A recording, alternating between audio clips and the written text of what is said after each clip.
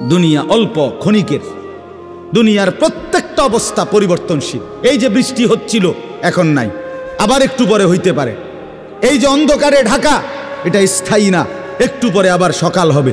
এই যে চমৎকার আলো, এটা স্থায়ী না, একটু পরে আবার সন্ধ্যা হবে। এই তো হাসতেছে লোকটা, কিছুক্ষণ পরে আবার কাঁদবে। এই সুস্থ মানুষ, কিছুক্ষণ পরে আবার ব্যারাম, রোগ। এরই নাম দুনিয়া, ঘুরতে থাকে, পরিবর্তনশীল, স্থায়ী না। অল্প সময়, অল্প সময়। দুনিয়া অল্প কিছুক্ষণের, আখিরাত স্থায়ী। মৃত্যু পরবর্তী জিন্দেগি স্থায়ী, সেটা হবে। এটা যেহেতু হইছে, ওইটাও হবে। এটা যিনি নিয়ন্ত্রণ করে, সেটাও তিনি নিয়ন্ত্রণ করে। আমাদের কারো ইচ্ছায় সন্ধ্যা হয় না, আমাদের কারো ইচ্ছায় ভোর হয় না। তাহলে বোঝা গেল আলাদা কেউ নিয়ন্ত্রণ করে, তিনিই বলছে আখিরাত হবে। কাজে এটা যেহেতু হইছে, সেটাও হবে। কথা বলেন না কেন? হ্যাঁ,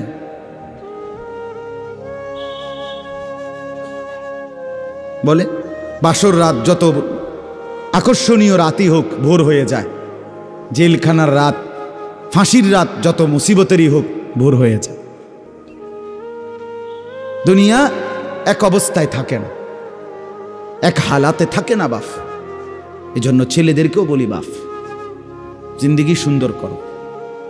তোমার এই হাসি থাকবে না, তোমার এই সুস্থ সুন্দর সুঠাম দেহ থাকবে না। আমি কালকেও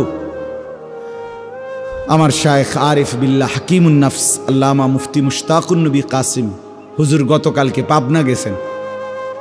তো আমি এর আগে আমি গেছি, হুজুরকে বলছিলাম, আমি আপনার মাহফিলেও বলছি, আমি পাবনা মানসিক হাসপাতালে এই গত মাসে দেখতে গেছিলাম। দেখছিলাম বয়ানের পরে, ওই যে বাংলাদেশের সবচেয়ে বড় মেন্টাল হসপিটাল যেটা পাবনা না, এটা ওটা আমি দেখছি ভিতরে ঢুকে। আসর থেকে মাগরিব লম্বা টাইম ওয়ার্ডে ঘুরে ঘুরে আমারে দেখাইছে। তা আমি যদি 500 পাগল দেখে থাকি, তার মধ্যে 490 জন হইল জোয়ান। 490 না, 495 জন হইল যুবক। বুড়া দেখছি না 2 জন বা 3 জন। বুঝছেন? সব যুবক।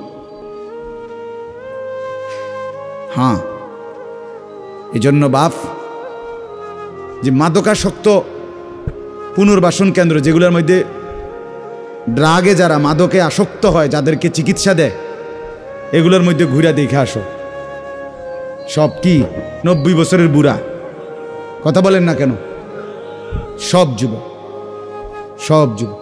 যেখানে সবচেয়ে অত্যাধুনিক বাড়ি, দালান, বিল্ডিং বেশি, সবচেয়ে সম্পদশালী বেশি, আপনি সেরকম প্রত্যেকটা শহরে প্রতিটা জায়গায় দেখবেন, ওই জায়গায় সবচেয়ে দামি ভিআইপি এলাকা যেখানে, ওইখানে মাদকাসক্ত পুনর্বাসন কেন্দ্র বেশি। আমি নিজে দেখে আইছি। আমাদের কুমিল্লাতেও সবচেয়ে গুরুত্বপূর্ণ, সবচেয়ে বেশি এলিটরা যে জায়গায় থাকে, আমি নিজে ওইখানে বয়ানে যতবারই গেছি, যে দিক দিয়ে তাকাই দেখি মাদকাসক্ত পুনর্বাসন কেন্দ্র বেশি। ধনির দুলাল, সোনার চামচ মুখে দিয়ে যে জন্ম নিছে, রাজপ্রাসাদ আর অট্টালিকায় যে চোখ মেলছে, আহা, সম্পদ আর প্রাচুর্য কিছুরই অভাব ছিল না, কিন্তু আখলাক আর চরিত্র নষ্ট করে, মদে আসক্ত হয়ে, নেশায় আসক্ত হয়ে জিন্দেগি শেষ করে দিছে, শেষ করে দিছে।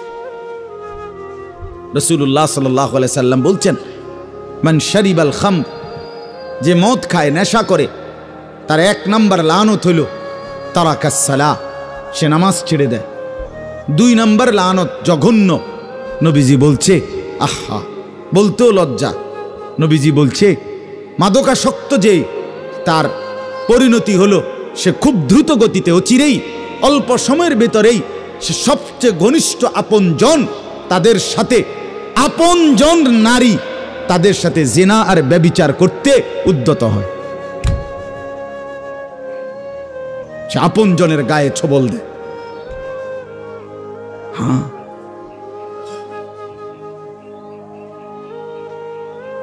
এজন্য জিন্দেগি গঠন করা, দুনিয়া নিয়া খুব বেশি মাতামাতি চলতেছে, খুব বেশি দুনিয়া সাজাইতেছে সবাই। সুন্দর গাড়ি, সুন্দর বাড়ি, সুন্দর পার্ক, সুন্দর হোটেল, সুন্দর রেস্তোরাঁ, সবার চেষ্টা দুনিয়া লোভনীয় করা। একটা বোরখা গায়ে দিবে নারী, এইটার উপরে সে ডিজাইন করতে করতে এটারে আর বোরকার মেন যেই অস্তিত্ব এটার নাই। এটার মধ্যে এই পরিমাণ রং রং লাগাইছে, এবারে এটার মধ্যে বোরকা কোনটা এটার খুঁজে পাওয়া যায় না। অসভ্যতা। মানে একটাই মাকসাদ, নিজের দেহ দেখাও, আবার কাপড়ের রং রঙও দেখাও। তাহলে হায় বোন, তোমার পর্দা কোনটারে বলে? তাইলে পর্দা কোনটাই বল? যদি বেড়াই ঘাস খায় তো সেই বেড়া দিয়ে লাভ কি? যদি বোরকাই রঙ্গিলা হয়, বোরকার মধ্যে যদি ফুল টুল লাল নীল রঙ্গিলা হয়, তো সেটাও তো পুরুষ লোভের দৃষ্টিতে দেখবে, তো ঢাকবে কি? কে কারে ঢাকে তাইলে বলে? এজন্য দয়া করে প্রত্যেকেই, ছেলেদেরকেও বললাম, বাবাদেরকেও বললাম, মা বোনকেও বললাম, প্রত্যেকেই দুনিয়ার মোহ কমান। দুনিয়া অল্প কিছুক্ষণ। দুনিয়া কতক্ষণ বলেন না? আখিরাতে স্থায়ী।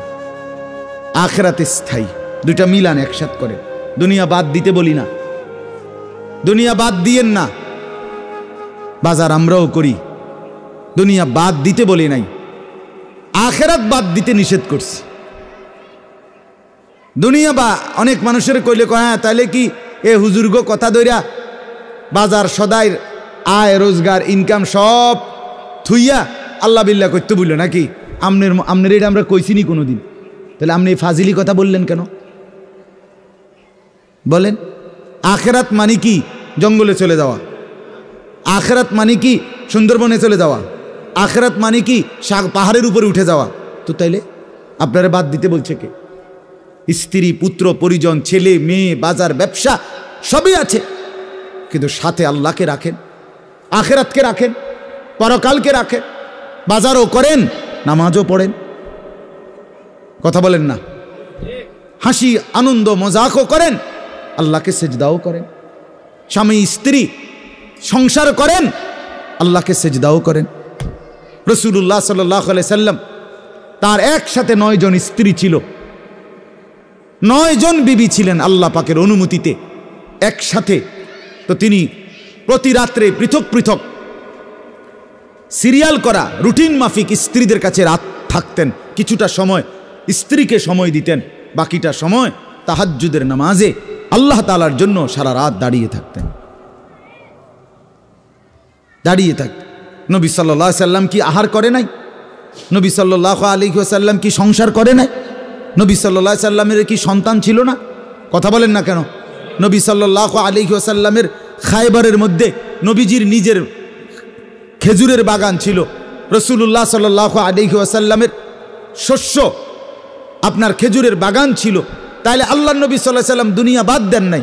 সাহাবায়ে কেরামের অসংখ্য সাহাবী তারা বাজার করতেন, ব্যবসা করতেন, তরি তরকারির চাষাবাদ করতেন, খেজুরের বাগান করতেন, আঙ্গুরের বাগান করতেন, তাই তারপরে আখিরাতের বন্দিগিও করতেন। এটাকে বাদ দিতে বলছে কেউ আপনাকে?